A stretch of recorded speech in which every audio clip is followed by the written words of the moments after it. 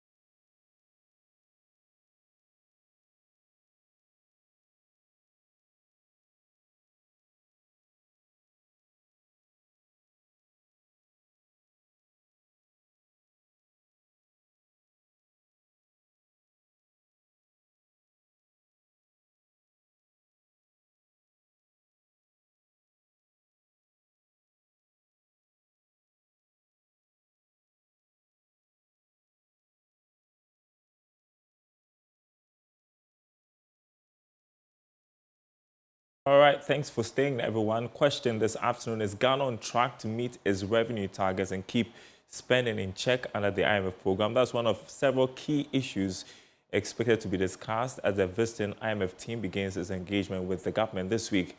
George Rafe starts us off with this report.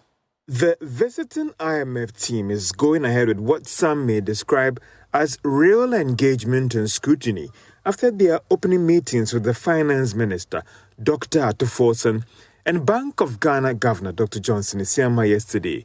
For this fifth review, the IMF team will be assessing the economic data of Ghana up to June this year. However, the fund would also want to stretch it to cover the full fiscal performance for 2025. The IMF may want some answers when it comes to the status of the audit of the 2024 arrears and the plan to clear it as well.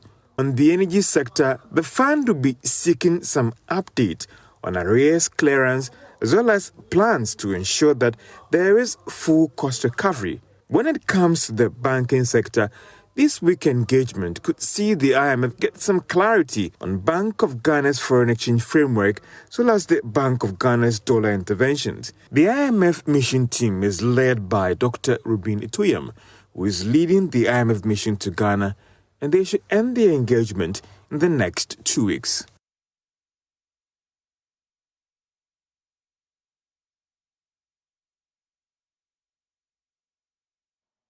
And joining me on Zoom, Manager, Macroeconomic Research at GCB Bank PLC, Courage Booty. Good afternoon to you. What are the key macroeconomic indicators that IMF is likely to focus on during this fifth review? And any idea how Ghana's current figures compare with the program targets? Well, good morning and good afternoon and good afternoon to your listeners. We know typically this review so benchmark Ghana against some 6 quantitative performance targets. It would measure us against indicative targets that to benchmark us also against some of the structural reforms that need to be implemented. I think for the large part, all the 4 or so reviews in the past, we've done quite well on the quantitative performance targets. We've met mostly all of them.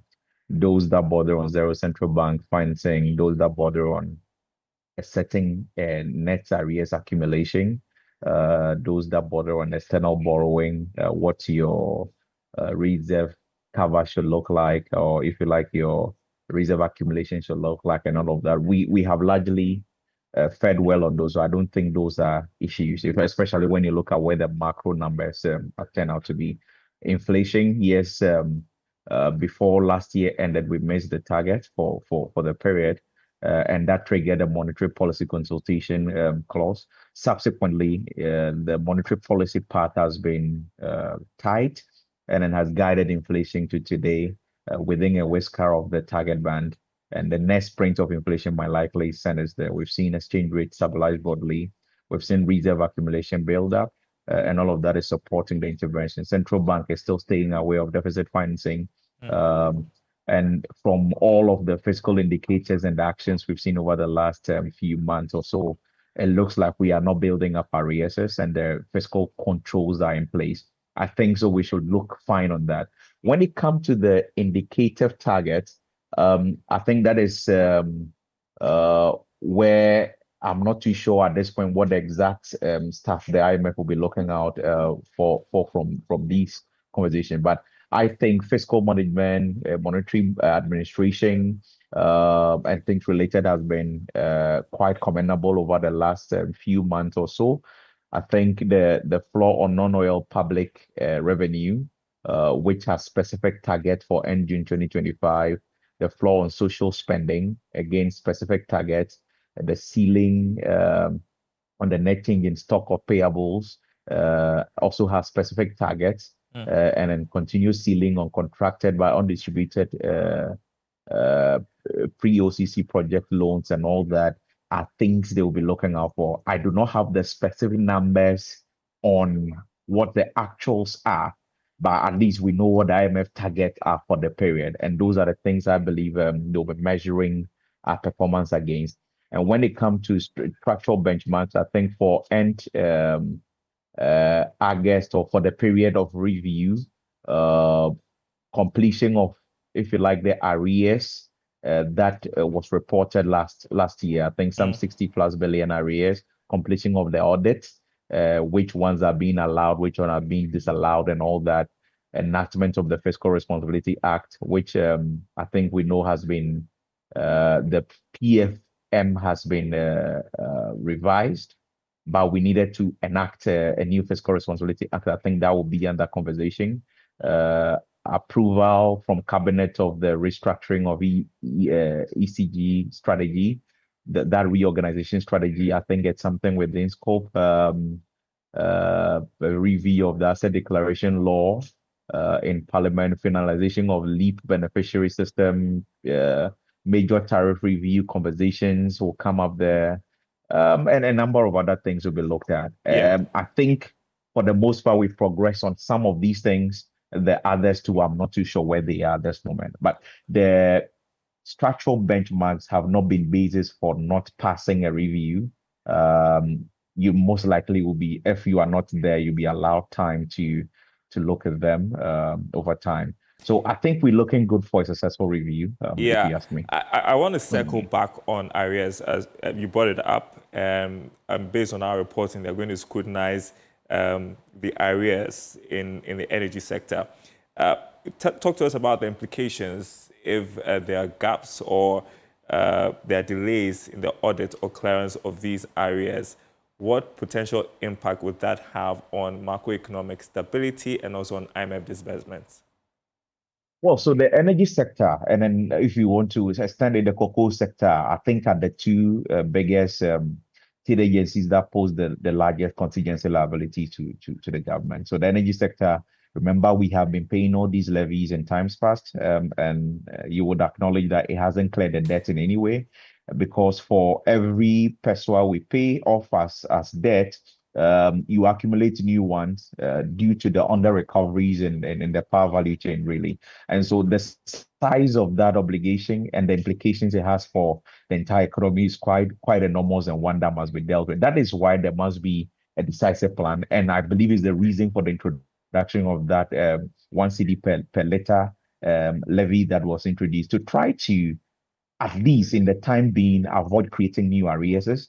Then you can actually ring fence the legacy debts and try to pay them off. Whether that is working or not, I'm not too sure. The levy has kicked in belatedly after a lot of protests and resistance and all of that. It's kicked in, but what are the collections? We've not seen the numbers yet. And how is that avoiding the creation of new arrears? At least when you look at it from the PURC tariff reviews on a quarterly basis, you get a sense of the formula, whether there are portions of the obligation that is being deferred, or we are doing full cost recovery. I do not get the sense that we are yet doing complete cost recovery in that process. And so there might be some element of arrears still being created that needs to be looked at. But we need to crack that bit of creating new pipelines of arrears before we can begin to holistically deal with the debt issue in the energy sector. The Bank of the IMF has got its eyes on the Bank of Ghana, recently criticizing it for its forex market interventions. What sort of reforms do you think the IMF will suggest in that area? Well, we've seen beginning of some of those reforms already, right? The reason, part of the reason the CD seem to have weakened a bit in the last maybe few weeks is also because Bank of Ghana has kind of withdrawn the level of intervention or limited the level of intervention they have on the market. And we do all acknowledge that, yeah. So while there is reserve, and then you think the demand levels are quite frivolous and not effective, you do not fund some of those things unnecessarily. And what we've seen them do over time has been that their documentation regime has kind of strengthened. And those are the ways you will do it sustainably. The injection of huge amounts of money into the market, you might just be wasting your reserves. It's not sustainable, and you'll be fueling speculative tendencies in the market, which will come back to hurt you. We need to make sure the market works and then the laws work. And I think those enforcement of existing regulations are the step to go. And I think Bank of the IMF will drive more of those in addition to a number of other macroprudential measures that will help deliver a stable exchange rate. When you do that, it's better. You allow the market forces to operate. There's predictability, as opposed to today, there is a major shock on the cocoa side, on the gold side, and you are not accumulating as much reserve. How will you sustain the market interventions? And those are the things we need to tackle to build in long-term resilience. All right. Thank you so much, Courage Boti, Manager Macroeconomic Research, GCB Bank PLC. Appreciate your time on the marketplace. We'll keep monitoring those engagements with the IMF the whole of this week. You are watching the marketplace. We are taking a short break. On the other side, we are going to be talking about the African Growth and Opportunities Act. Crucial as it is, the future is uncertain. We'll have our guest on the exchange after this break.